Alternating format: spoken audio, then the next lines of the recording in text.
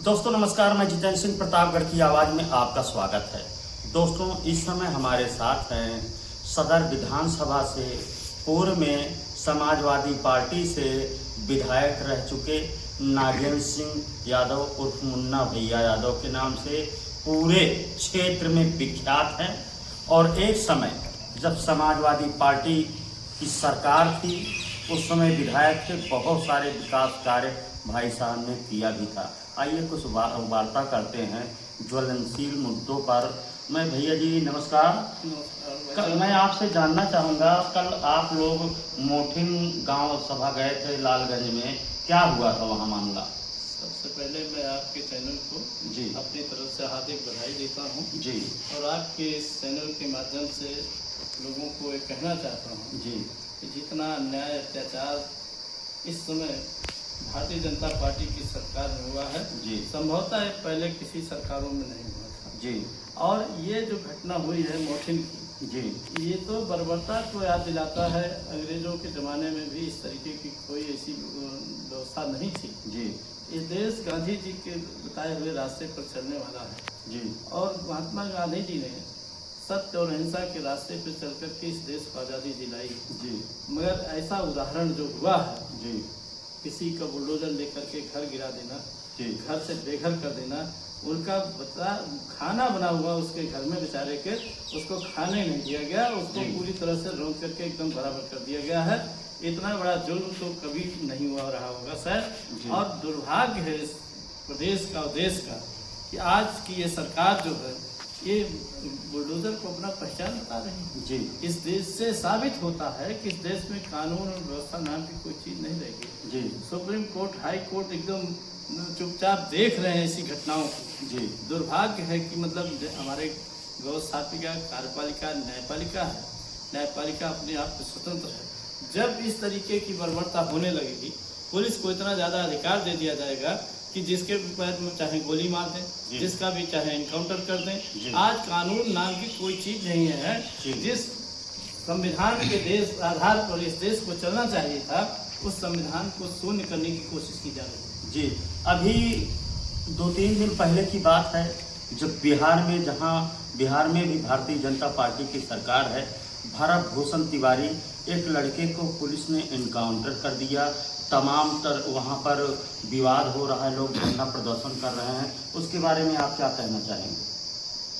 देखिए, इस देश में जो महात्मा गांधी जी का बताया हुआ रास्ता था जी, सत्य और अहिंसा जी, आज ये सरकारें जब हिंसा में उतर जाएंगे जी, एक फोर्स जो है, फोर्स के लोग, पुलिस के लोग जी या आर्मी के लोग, पहली प्राथमिकता होती है कि हमको अधिकारी उसको अपराधी को जो है हमको गिरफ्तार करना है जी। बहुत अगर दिक्कत थी तो उसके पैर में गोली मार करके आप उसको गिरफ्तार कर सकते जी। जैसा कि वीडियो के माध्यम से जो पता लग रहा है जी कि इस तरीके से वो धमका रहा था, उसका वो इसके पहले एक भी मुकदमा उसके ऊपर नहीं जी। वो सामाजिक कार्यकर्ता था। लोग उसके आज उनके इनकाउंटर के बाद लोग सड़कों पे उतर करके उनके महिमा मंडित करने का काम किया जा रहा है जी। अगर इसी तरीके से व्यवस्था इस देश में चलती रहेगी तो इस देश के जनता वाली कल्याणकारी सरकार कही जाती है, जनता कल्याण के लिए होती है जी। अगर किसी पुलिस वाले को खरोच लगी होती, उसके ऊपर गोली लगी होती, बचाव में गोली चलाते लोग तो उसको पैर में गोली लगनी चाहिए जी। बिल्कुल। उसको सीने में गोली मारी जा रही है, पेट में मारी जा रही है, पेट में मारी जा रही है और उसके बाद पुलिस वाहवाही देती है जी। अभी इस समय काफ़ी देश में सुर्खियों में छाया हुआ है अयोध्या में भगवान श्री राम जी के मंदिर पर, जहां पूरे देश के लोग आस्था से दर्शन करने के लिए जाते हैं, पूजा करने के लिए जाते हैं। भक्त अपनी आस्था के रूप में कुछ चढ़ावा भी चढ़ाते हैं। ऐसे में लगातार चर्चाएं चल रही हैं कि चढ़ावा की चोरी को की गई, कोई हिसाब किताब नहीं है, प्रशासन की तरफ से उस तरफ ध्यान नहीं दिया गया। उत्तर प्रदेश के पूर्व मुख्यमंत्री अखिलेश यादव जी ने भी एसआईटी जांच पर भी संदेह जताया है। ऐसे में आप क्या कहना चाहेंगे? बहुत बड़ा दुर्भाग्य है इस देश का जी। लोग जो है इस देश को आस्था और भावना के नाम पर समझते जी। जब 26 जनवरी 1950 को हमारा संविधान लागू हो गया जी, तो उस देश को संविधान का अनुरूप चलना चाहिए जी। आज आस्था और भावना के नाम पर पूरे देश में नहीं पूरी दुनिया में राम के नाम पर इतना ढिढोरा पीट करके जी ये सरकार आई है जी। और ये कहा गया कि राम को हम लाए हैं, जो राम को लाए हैं हम उनको लाए जी ये देश सिया बलराम चंद्र की जय कहा जाता था जी। बिना सीता के राम जी अधूरे हैं जी राम सीता राम जी का मंदिर तो बना हुआ है जी वो भी हमारे नेता मुलायम सिंह जी जब बाबरी मस्जिद का मामला पूरे देश में उन्माद पैदा करने की कोशिश किया था लोगों ने जी। उस समय भी नेताजी ने यही कहा था कि ये आस्था भावना से जुड़ा हुआ मामला है जी। इसको या तो आप लोग आपस में बैठ करके समझौता कर लीजिए या अदालत का फैसला आ जाने जी। अदालत के फैसले से ही ये राम मंदिर का निर्माण हुआ जी। ये राम मंदिर के अकेले भारतीय जनता पार्टी ने तो कराया नहीं जी। ये अदालत के आदेश से बना जी बिल्कुल। और भारतीय जनता पार्टी के लोग उस तरीके को जैसे राम को एक तरह से हरण करने की कोशिश की जा रही है कि राम हमारे ही हैं। जी राम तो सबके हैं जी जी। सब लोग उसको आस्था भावना से बताइए उनकी करोड़ों करोड़ लोगों की भावनाएं जो हैं वो नहीं आहत हो रही होंगी क्या जी इस चंदा चोरी से। अभी कल सिंधी समाज के लोगों ने कहा कि हम तो 200 चांदी के जो ईंटें हैं हमने दान किया था वो उस चांदी की ईंटों को कोई जता पता नहीं कोई हिसाब किताब नहीं है।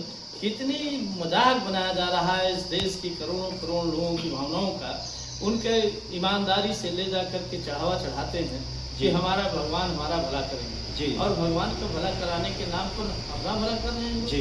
आज SIT के गठन की बात हो रही है आज तक एक FIR नहीं हुआ जी। FIR नहीं हुआ SIT किस बात की जांच करेगी। तमाम दुर्भाग्य है इस देश का कि क्या मजाक हो रहा है इस देश के अंदर। ये आने वाले समय के लिए जो फासिस्टों का एक तरीका होता है जी फासिस्टों का तरीका यही होता है कि जनता के बीच में भय पैदा करना अराजकता पैदा करना पाप फैलाना ये इसी तरीके काम कर रहे हैं। आज पूरे देश को जी नोटबंदी के नाम पर लाइन में लगा दिया गया आधार कार्ड ठीक कराने के नाम पर कहीं किसी के नाम पर कहीं किसी के नाम पर तमाम डिजिटल बाधाएं पैदा करके हर आदमी जो है इधर से उधर परेशान हो रहा है और बैंकों के रखरखाव में कितना पैसे की लूट हो रही है कोरोना के नाम पर कितना लूट हो रही है 144 लगा करके आपको इस देश के अंदर अपनी बात कहने का भी अधिकार नहीं रह गया है। आप अगर धरना प्रदर्शन करने जाते हैं आप इजाजत मांगेंगे तो आपको परमिशन नहीं दी जाएगी। आप जनता के बीच में जनता को एकदम रोकने का काम किया जा रहा है। ये अधिनायक तंत्र की तरफ देश बढ़ गया जी। अंत में आपसे छोटे छोटे दो प्रश्न करना चाहेंगे। जल जीवन मिशन जो कि सरकार की बहुत बड़ी योजना थी प्रतापगढ़ जिले में 1155 लगभग ग्राम सभाएं हैं और जिसमें जहां तक मैं जानता हूं लगभग आधे कहीं टंकियां बन गई हैं तो पाइपलाइन नहीं बिछाई गई है कहीं पाइपलाइन बिछाई गई है टंकियां नहीं बनी हैं। ऐसे में बहुत सारे गांव के लोग जो गंदा पानी दूषित पानी पीने के लिए मजबूर हैं और कई गांव तो ऐसे हैं आज के युग में भी 2 किलोमीटर दूर से पानी लाते हैं पीने के लिए। क्या कहना चाहेंगे। ये जल जीवन मिशन इस सरकार का ये उसी तरीके से है जैसा कि जनता के बीच में फैलाया गया कि भाजपा की सरकार बनने के बाद काला धन विदेशों से आएगा सबके खाते में 15 लाख रुपया चला जाएगा 2 करोड़ नौजवानों को रोजगार देंगे। इसी तरीके से ये जल जीवन मिशन आज अमृत काल कहा जा रहा है। ये अमृत का भी अमृत को तो केवल काल कह दिया गया क्या अमृत काल में यही बचा हुआ है कि लोगों को पानी की पीने को न मिले। सड़कें जितनी ग्रामीण सड़कें थी सबको खोद करके उसको खराब कर दिया गया पानी तो कहीं मिल ही नहीं रहा है। दुर्भाग्य है इस देश का कि क्या हो रहा है इस देश में। कुएं की रख रखाव खत्म कर दिए गए। कुएं में आप कल्पना करिए जिस हिसाब से पानी का स्तर नीचे जा रहा है एक कुएं में तो कम से कम कीचड़ उचड़ रहता तो निचोड़ के आदमी पी लेता अपनी प्यास बुझा लेता और जिस दिन ये पानी स्तर अपना छोड़ देगा उस दिन कहाँ जाएंगे लोग। पानी की जो व्यवस्था हो रही है अगर पानी नहीं मिलेगा पहले कुएं की व्यवस्था होती थी कुएं से आदमी 1-2 बाल्टी से अपना काम चला लेता था नहाना होता था 2 बाल्टी खींच करके पानी आदमी कम बचत करता था जानवरों को पिलाना होता था खींच करके ले जाकर एक्सरसाइज भी हो जाती थी और हो जाते थे। जो हमारी व्यवस्था थी पुरानी कुएं की उसके रख रखाव को बंद कर दिया गया। आने वाली पीढ़ियां कुएं के बारे में जानेंगे ही नहीं कि कुआं कैसे। बिल्कुल। आज जो स्थिति बनी हुई है पानी का इतना ज़्यादा दोहन हो रहा है, लोग दोपहर में गाड़ियां धो रहे हैं, कहीं कुछ धो रहे हैं, कहीं मतलब इतना दुरुपयोग हो रहा है।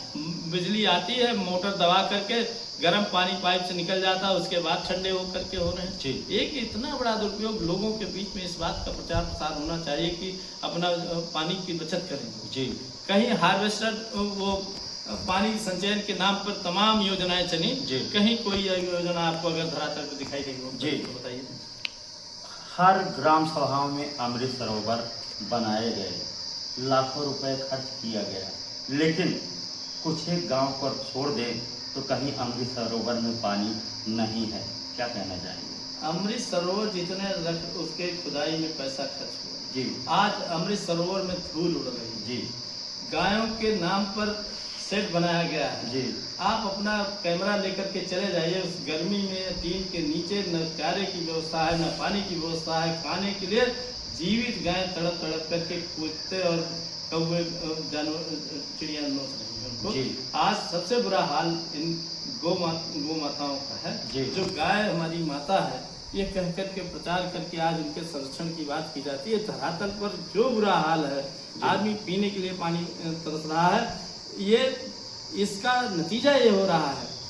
हमेशा कहा जाता था कि भगवान रहते सदा भगत के बस में जी। आज ये जो अकाल फैला हुआ है, सरकार के पास क्या व्यवस्था है जी? कोई व्यवस्था नहीं कर रही है सरकार। कोविड के नाम पर इनको पैरासीटामॉल और पानी के अलावा कोई व्यवस्था की गई थी जी। अंत में विधायक जी, मैं आपसे यह जानना चाहता हूँ कि आपने 5 साल आप विधायक रह चुके हैं, आपने बीच में और लोगों का कार्यकाल देखा है।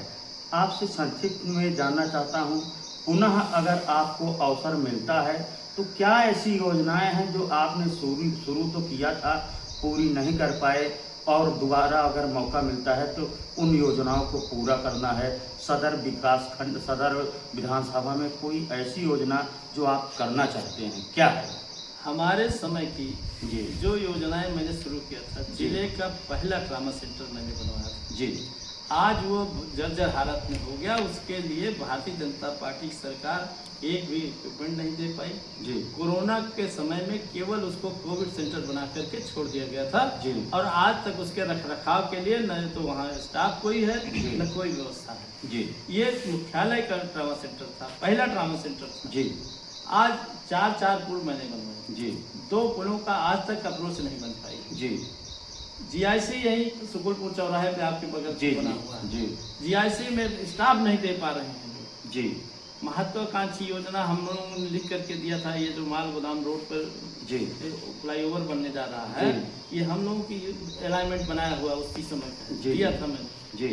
एक पुल अगर बन जाता है दुमुआ घाट चमरूरा से, जो बाईपास से अगर जुड़ जाता है तो शहर का जो लोड है बेला देवी के पुल पर वो कम हो जाएगा जी। और भी तमाम योजनाएं हैं जी। अब मतलब ये प्रतापगढ़ शहर जो है, प्रतापगढ़ जिला जी, इसमें 5-7 नदियां हैं जी। नदियों पे पुल और वहाँ के लोगों का जो ऊपर नीचे उबड़ खाबड़ जमीनें हैं जी, इसको समतल करा करके जो भूमिहीन है किसान है जी, हमारे सरकार की नेताजी के समय में 89 में ही भूमि सेना का गठन किया गया जी। वो सारी चीज़ों को सब समाप्त करके जो ऊसर बंजर बीहड़ जमीनें थी उसको सब बराबर करा करके जो भूमिहीन लोग थे उनको खेती के लायक बना करके उनको देने का काम सरकार ने जी। जो किसान जो कुम्हार थे जी, आज उनका व्यवसाय एकदम चौपट हो गया है, उनको मिट्टी खोदने की जगह नहीं मिल रही जी। तमाम जो गरीबों के हित में काम होने चाहिए तो सब नहीं हो रहा है जी। प्लास्टिक का दुरुपयोग सरकार ढिढोरा पीटती है, प्लास्टिक खत्म कर दिया गया, बिना प्लास्टिक कोई काम नहीं हो रहा है जी। आज चाय पी रहे हैं, गर्म चीजें खा रहे हैं प्लास्टिक के बर्तनों में, इसी से कैंसर और तमाम बीमारियां फैल रही हैं जी। ये ढेर सारे सवाल हैं जी। हम लोगों की सरकार में 102, 108 एम्बुलेंस चलाई गई, आज उनको डीजल की व्यवस्था नहीं हो पा रही है। पढ़ा लिखा नौजवान एकदम बेरोजगारी के आलम से बिलबिला रहे हैं जी। पिट्ठू बैग टांग करके 8,000 10,000 रुपए पे काम करने के लिए मजबूर जी। हमारे जितने लघु उद्योग कुटीर उद्योग थे सब चौपट होते जा रहे हैं जी। कहीं कोई योजनाएं चल नहीं रही है जी। 27,000 विद्यालय बंद कर दिए गए, हर गांव में शराब के ठेके खोले जा रहे हैं जी। शिक्षा का स्तर इतना निम्न हो गया है हम लोग डॉक्टर अम्बेडकर को मानने वाले लोग हैं। जी। डॉक्टर अम्बेडकर ने कहा था शिक्षित बनो, संगठित हो, संघर्ष करो, और शिक्षा वो शेरनी का दूध है, जो पिएगा वही धारेगा। इन गरीबों को, कमजोरों को शिक्षा से वंचित करने का काम सरकार। जी, बहुत बहुत धन्यवाद। तो दोस्तों, हमारे साथ थे समाजवादी पार्टी से पूर्व विधायक और बहुत कर्मठशील जुझारू नेता नागेंद्र सिंह मुन्ना यादव भैया, जिन्होंने अपनी पूरी बातें बहुत विस्तार से बताई है। अब बारी आप लोगों की है, आप लोग इनकी बात को सुनिएगा और कमेंट जरूर करिएगा, वीडियो को जरूर शेयर करिएगा। मैं जितेंद्र सिंह, प्रतापगढ़ की आवाज़ देखने सुनने के लिए, कमेंट, लाइक, फॉलो करने के लिए आप सभी का बहुत बहुत धन्यवाद। जय हिंद।